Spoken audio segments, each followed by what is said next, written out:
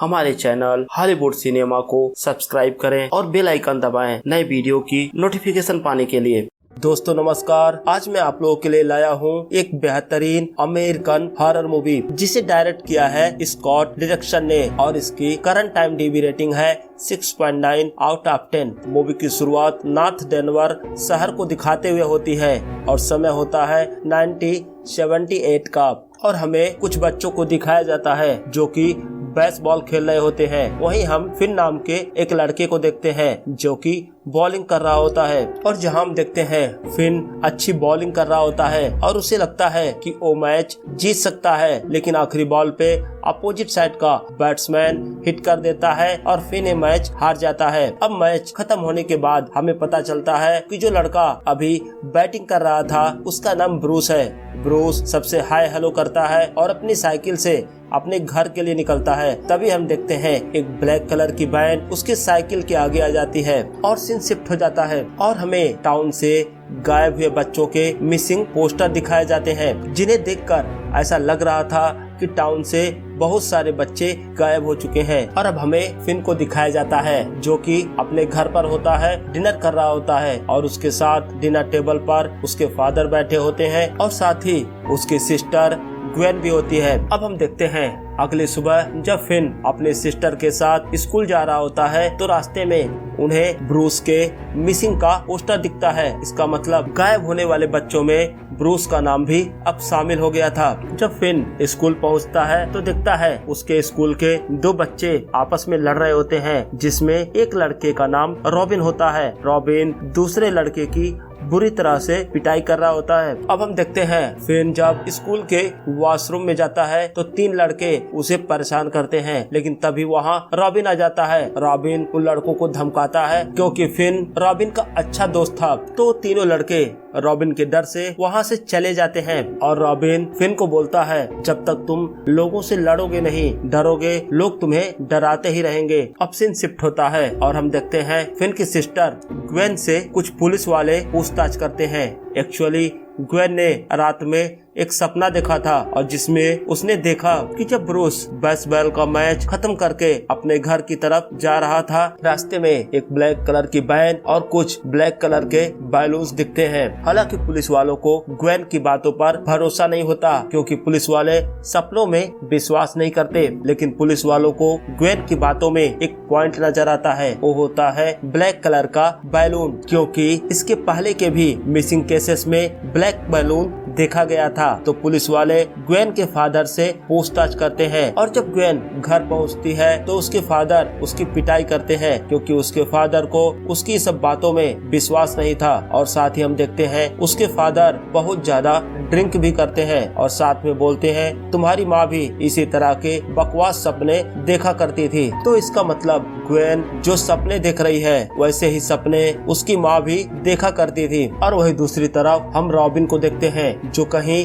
जा रहा होता है, तभी उसके सामने वो ब्लैक कलर की वैन आ जाती है और इसी के साथ सीन शिफ्ट होता है। अब हम देखते हैं फिन के घर पर एक कॉल आता है और बताया जाता है कि रॉबिन भी मिसिंग है और रॉबिन के मिसिंग की बात सुनकर फिन बहुत दुखी हो जाता है क्योंकि रॉबिन ही तो फिन को हर समय दूसरे बच्चों से बचाया करता था। अब अगली सुबह हम देखते हैं और पुलिस वाले दोबारा फिन के घर आते हैं और ग्वेन से रॉबिन के बारे में पूछते हैं क्या उसने रात में कोई सपना देखा, लेकिन ग्वेन बोलती है वो भी चाहती है उसे सपना आए ताकि वो देख सके रॉबिन अभी कहाँ है और वो रॉबिन की मदद कर सके। अब सीन शिफ्ट होता है और हम देखते हैं फिन और ग्वेन अगले दिन स्कूल खत्म होने के बाद अपने घर की तरफ जा रहे होते हैं। तो ग्वेन फिन से बोलती है उसे अपने एक फ्रेंड से मिलने जाना है, वो बाद में घर आएगी। तो फिन अकेला ही घर की तरफ चल देता है और हम देखते हैं दोबारा वही ब्लैक वैन वहाँ आकर खड़ी होती है और उसमें से एक आदमी बाहर आता है। उसके हाथ में कुछ सामान होता है, वो सामान सड़क पर गिर जाता है तो फिन उसकी मदद करने पहुंचता है और हम देखते हैं वो आदमी फिन को बेहोश करता है और उसे किडनैप कर लेता है। और जब फिन को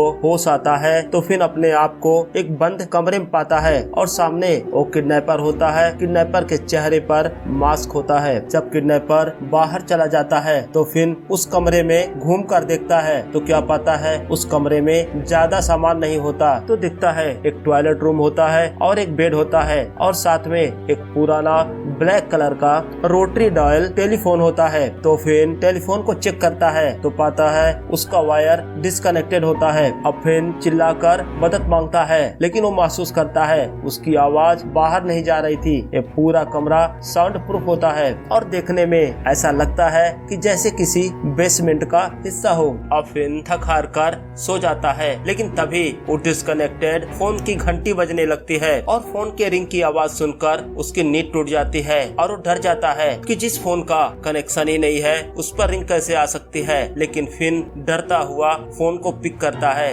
दूसरी तरफ से एक डरावनी आवाज आती है। फिन डर जाता है, फोन को डिस्कनेक्ट करके दूर जाकर बैठ जाता है। अब दोबारा फोन रिंग करने लगता है। हालांकि फिन फोन को पिक नहीं करना चाहता था लेकिन रिंग कंटिन्यू बजे जा रही थी तो वो फोन को पिक करता है। और दूसरी तरफ से ब्रूस बोल रहा होता है। ब्रूस वही लड़का जो मूवी की शुरुआत में बेसबॉल मैच जीत गया था और उसके बाद उसका किडनैप हो गया। तो ब्रूस उसको बोलता है कि देखो वहाँ पर एक टाइल उखड़ी हुई है, उसके नीचे की मिट्टी कच्ची है, अगर तुम चाहो उसे खोद कर भाग सकते हो लेकिन मेरे पास इतना समय नहीं था। यह बोलकर फोन डिस्कनेक्ट हो जाता है। अब फिन समझ जाता है कि ब्रूस मारा जा चुका है और उसके पास जो कॉल आया था उसके घोस्ट ने किया था। और वही दूसरी तरफ हम ग्वेन को देखते हैं जिसे सपने में ब्रूस का किडनैपिंग दिखता है और साथ ही वो देखती है कि फिन कहीं बंद है और चिल्ला रहा है। तो ग्वेन रात में ही साइकिल से अपने भाई को ढूंढने के लिए निकलती है। और इधर हम देखते हैं अब फिन उस टाइल को हटाकर गड्ढा खोदना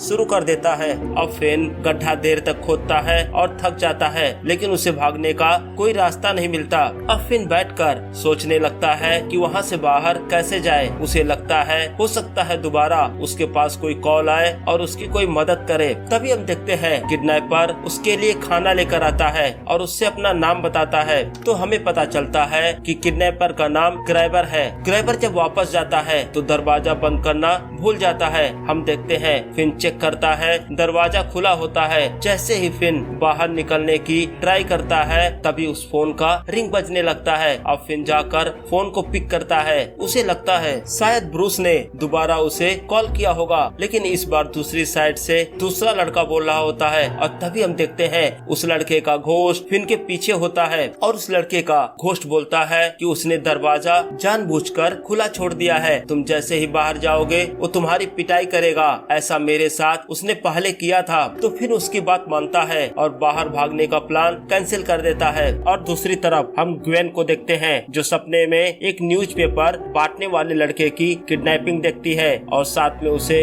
किडनैपर का मास्क पहने चेहरा भी दिखाई देता है। और वही फिन को एक और लड़के के घोस्ट का कॉल आता है। वो उसको बताता है कि वो विंडो के रास्ते भाग सकता है, उसने वहाँ पर एक रस्सी छिपाई हुई है। हम देखते हैं फिन वो रस्सी ढूंढता है और विंडो से भागने की कोशिश करता है लेकिन लोहे का विंडो उखड़ जाता है और फिन नीचे गिर जाता है। इससे फिन को काफी चोट भी आती है। अब सीन शिफ्ट होता है और हम देखते हैं जब रात में फिन सो रहा होता है तभी उसे टिप टिप की आवाज सुनाई देती है, जैसे लगता है कहीं पानी टपक रहा हो। जब फिन उठकर देखता है तो देखकर तो उसके होश उड़ जाते हैं। सामने एक बच्चे की डेड बॉडी लटकी होती है और उस बच्चे के डेड बॉडी से खून टपक रहा होता है। वास्तव में वो कोई डेड बॉडी नहीं बल्कि एक बच्चे का घोस्ट होता है। वो फोन की तरफ इशारा करता है और फोन की रिंग बजती है तो फिन फोन को पिक करता है। तो उस बच्चे का घोस्ट फिन से बोलता है कि तुम उसके साथ नॉटी बॉय गेम कभी मत खेलना, वो हर बच्चों के साथ यही गेम खेलता है और बाद में बच्चों को मार देता है।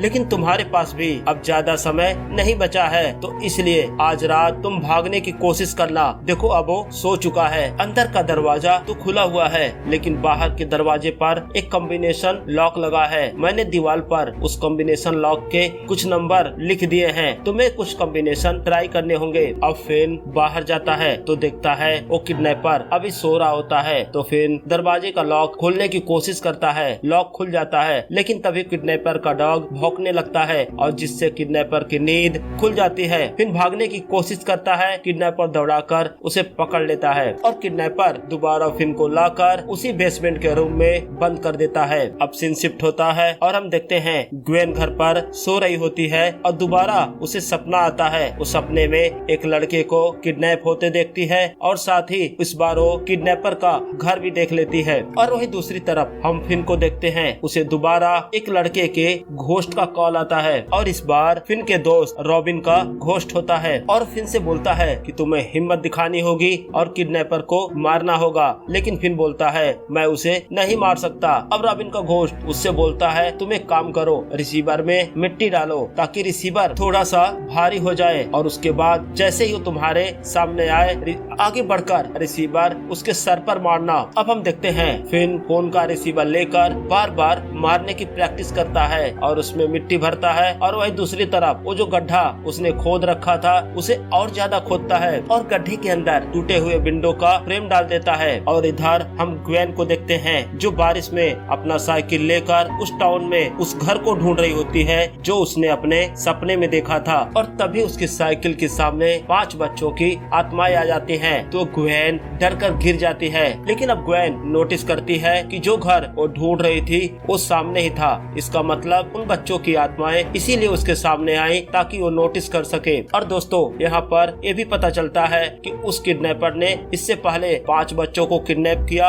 और उन सबको मार दिया और उन बच्चों के घोस्ट ही फिन को कॉल करते हैं और बचने का उपाय भी बताते हैं। अब ग्वेन घर जाती है और पुलिस वालों को कॉल करके बताती है कि उसे किडनैपर का घर मिल चुका है। और दूसरी तरफ हम किडनैपर के भाई मैक्स को देखते हैं जो अपने घर के बेसमेंट में जाता है तो फिन को देखता है। मैक्स फिन को आजाद करना चाहता था लेकिन तभी वो किडनैपर वहाँ आ जाता है और कुल्हाड़ी से अपने भाई के सर पर वार करता है और उसका भाई मैक्स वही मारा जाता है। अब किडनैपर फिन को बोलता है कि तुम्हारी वजह से मुझे अपने भाई को मारना पड़ा, अब तुम्हारी मौत पक्की है। और इधर हम देखते हैं पुलिस वाले ग्वेन के बताए हुए एड्रेस पर अब पहुंच चुके थे। वो लोग दरवाजा तोड़कर घर के अंदर आते हैं लेकिन जब पुलिस वाले घर की तलाशी लेते हैं तो उन्हें वहाँ कोई भी नहीं मिलता। यहाँ हम बेसमेंट में देखते हैं अब किडनैपर फिन को मारने के लिए आगे बढ़ता है लेकिन तभी वो उस गड्ढे में गिर जाता है जो गड्ढा फिन ने खोदा था और लोहे की ग्रिल में फंसकर किडनैपर का पैर टूट जाता है। अब मौका पाकर फिन उस पर हमला करता है और उसके गले में फोन की वायर डालकर उसका गला दबा देता है और किडनैपर वही मारा जाता है। और इधर पुलिस वालों को बेसमेंट वाला रूम मिलता है लेकिन हम देखकर सरप्राइज हो जाते हैं उस घर के बेसमेंट में कई सारे कब्रें बनी हुई थी जिनमें मरे हुए बच्चों का शव दफनाया गया था और वही उन्हें एक खाली गड्ढा भी मिलता है। शायद किडनैपर ने एक गड्ढा फिन के लिए खोद रखा था। अब हम देखते हैं फिन घर से बाहर आता है तो उसकी नजर ग्वेन पे पड़ती है। तो दोस्तों किडनैपर ने यहाँ 2 घर ले रखे थे और दोनों घर आमने सामने होते हैं और दोनों घरों में बेसमेंट होता है। एक घर में किडनैपर बच्चों को किडनैप करके रखता है और दूसरे घर में मारने के बाद उनके शव को वहाँ दफना देता है। और वही हम देखते हैं अब फिन के फादर जब उसको जिंदा देखते हैं बहुत ही खुश होते हैं और शायद उन्हें अपनी गलती का एहसास भी होता है कि आज तक उन्होंने जो भी अपने बच्चों के साथ किया वो गलत किया। अब हम देखते हैं फिन अपनी नॉर्मल लाइफ जीने लगता है। वो स्कूल जाता है लेकिन फिन के अंदर एक बदलाव आ चुका था। अब वो हिम्मती बन चुका था, अब वो किसी से डरता नहीं था। और इसी के साथ दोस्तों ये मूवी यहीं पर समाप्त हो जाती है। तो आप हमें कमेंट सेक्शन में जरूर बताएं आपको ये वीडियो कैसा लगा। और अगर अभी तक आपने मेरे चैनल को सब्सक्राइब नहीं किया है तो प्लीज सब्सक्राइब करें। धन्यवाद।